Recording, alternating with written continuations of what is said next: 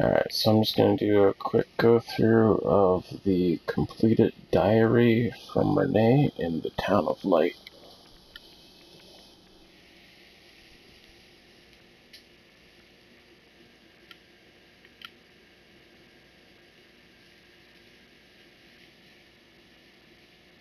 My name is Renee. They told me that I have to write this diary, but I don't feel like it. It's not true that I feel better when I write. Actually, it's worse. I was a shy girl, and I just wanted to be like the others. But that's not what happened. No. I did things that, when I think about them now, eventually brought me here. Starts out pretty normal sounding.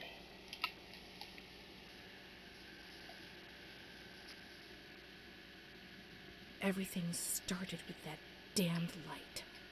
It happened for the first time when I was still a little girl. I was 6 or 7. I was walking outside school when suddenly the noise started to melt into an indistinct rumble. The light increased out of all proportion and everything lost its meaning. I could no longer recognize anything. Objects, people, words, not even myself.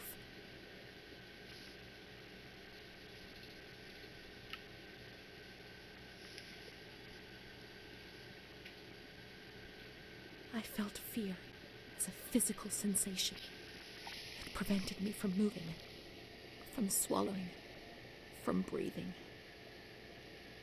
After God knows how long, everything went back to normal. But a new fear replaced the old one. Different, but terrible. Of the light coming back.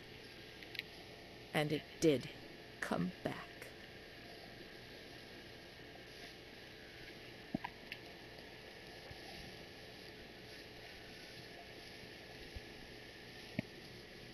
My memory of those years is hazy. Between the age of about 7 and 10, my memories are disconnected, and I couldn't say how many times and how frequently the light used to come. My mother gave me a doll around that time. Charlotte. Thinking back to it makes me want to laugh. But at the beginning, I remembered that I was afraid of her. I thought she wanted to harm me, to kill me and take my place. But when the light came, she would stay beside me, and her presence. There's that doll again. Dolls are disturbing. Sorry.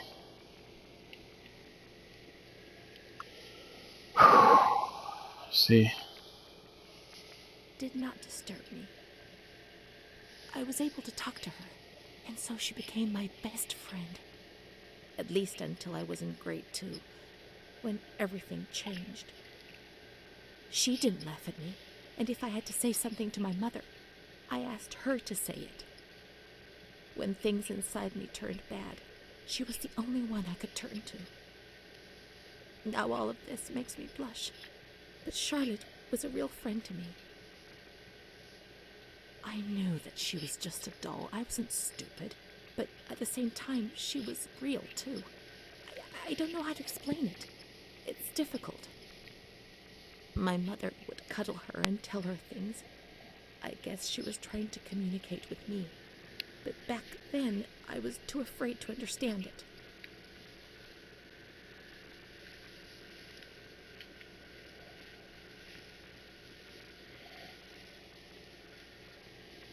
I didn't tell anyone about the light. I knew that something terrible was happening to me. I thought that I would die, and the shame I felt was so deep that an uncontrollable restlessness took over me. I was afraid when other people were nearby. I saw fingers pointed at me, mouths laughing, condemning me.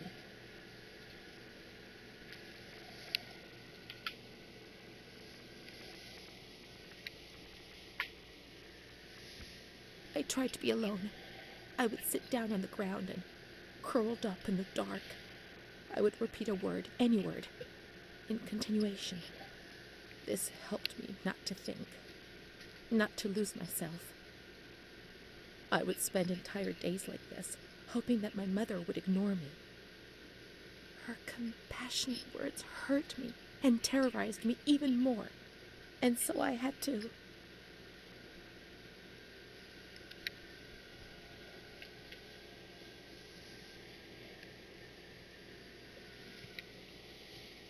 shout and shout and shout those words.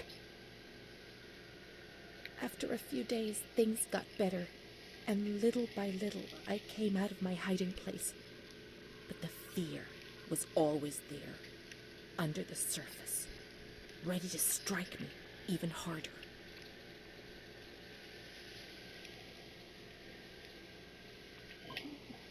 Yes. I remember a recurring dream from that time. I used to have plenty of nightmares, but this particular one was so real that even today, I ask myself whether it could have possibly been just a dream. I was in bed, enveloped by the warmth of the blanket, in the dark, about to succumb to sleep, when I heard the bedroom door open. I turned to face the wall and did not have the courage to turn around.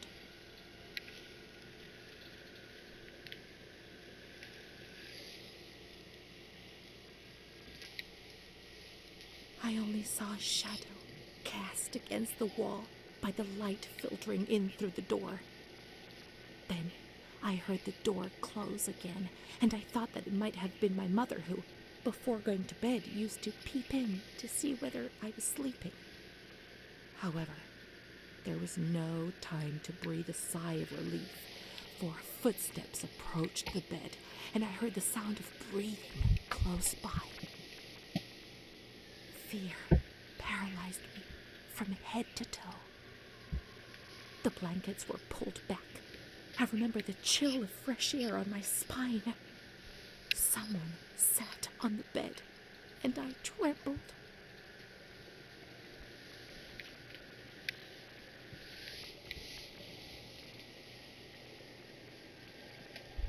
Then the dream finished. That's a very disturbing dream.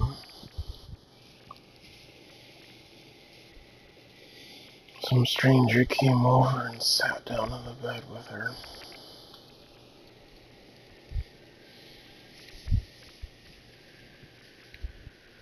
The light often came when I was at school, turning my fellow pupils into puppets that would terrorize me.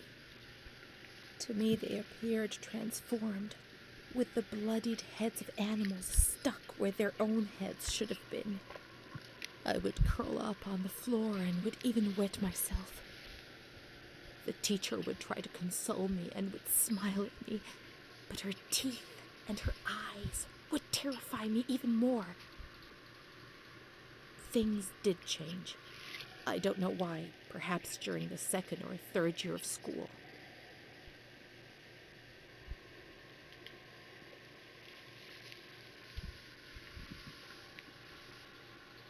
It was more or less in the same period that I became friends with Bruna. I remember the sensation of joy I experienced when I felt almost normal. The light isn't coming. The dreams have gone, and I have a real friend, one who speaks to me. I would repeat this to myself proudly while looking in the mirror, where I no longer saw an embarrassing reflection.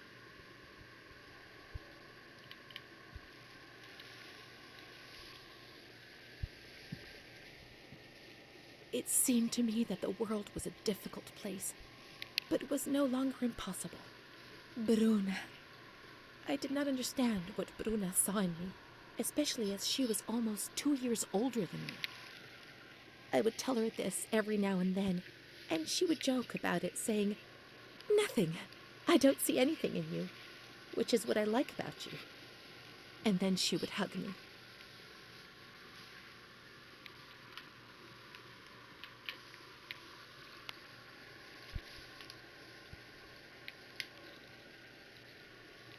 But one day, she was sad and pensive, and said to me, "You and I are the same. Don't be fooled. You are reserved and honest, and I'm not. But that's the only difference between us. The only one. Then she began to cry. I was struck by the perception in her words, but only today, after re-examining my past, do I understand what she meant.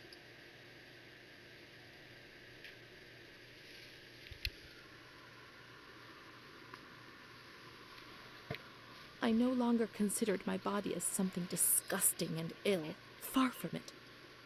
I began to look at myself, to caress myself, and smell my own skin. I began to explore and experiment, finding physical pleasure. My ideas were not very clear, and I never spoke to anyone about these things. Bruna, however, spoke about them. She boasted about her love stories and her young men. To my eyes, she was very lucky, always being wooed. Everything sounds pretty normal there. Healthy.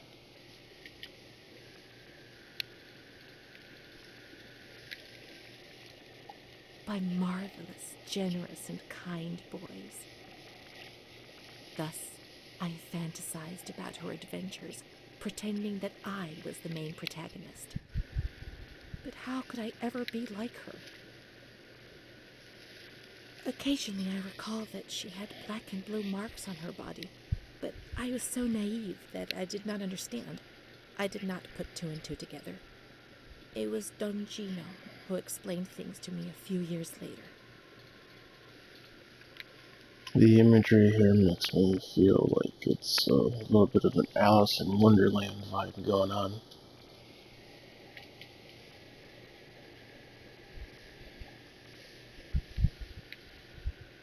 He told me about Bruna's father and brother, but I was already very ill. The light had returned, and that thing made me suffer even more. It was my world, and it was crumbling.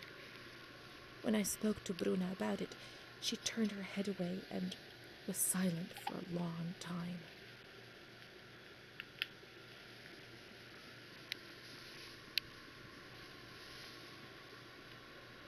Prince Charming doesn't exist, Renee. At least not for us. I was 14 years old.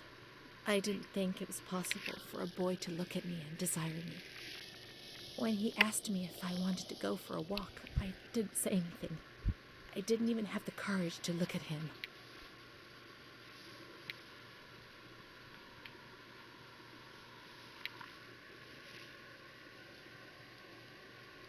Things improved for a number of years. Then, suddenly, everything came crashing down.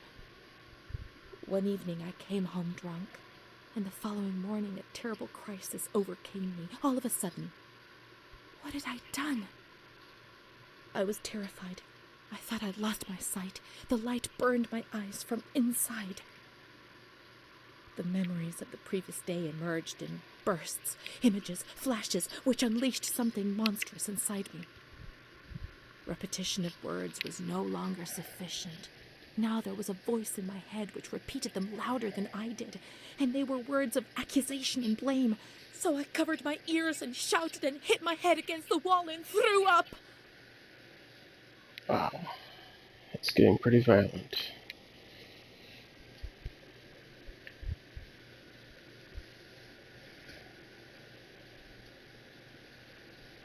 I remember the doctor, the wall filthy with blood and vomit.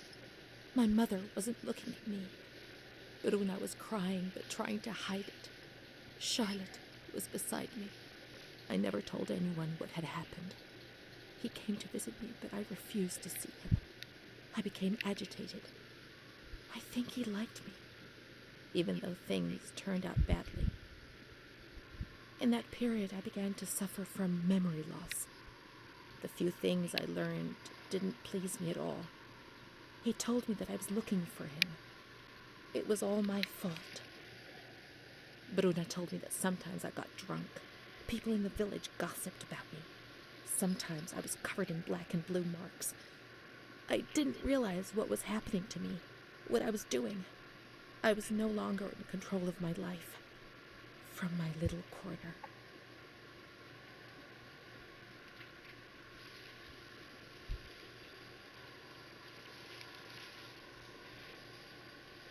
He felt accused, hurt.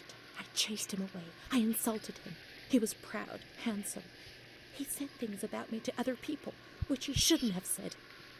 Mother caught me coming home drunk. She beat me and sent me to speak to Don Gino every day. He came back and tried to speak to me. I think he liked me. Sometimes I sent him packing and I started shouting at him. But other times I embraced him. I held him tight and loved him.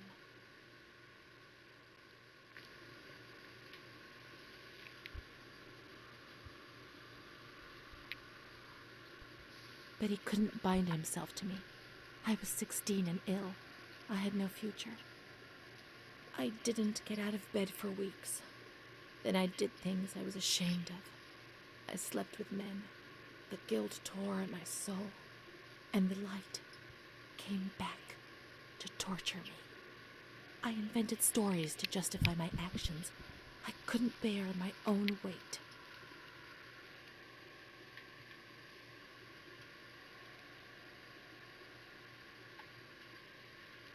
Mom found out about it. Her voice split my head. I pushed her away because I was afraid of dying, and I shouted to the whole world what was happening to me, and that I didn't understand. The police arrived, and they carted me away. I remember the onlookers shaking their heads. They would be better off without me, cleansed of shame, with something to talk about for a while. And that is the end of the diary.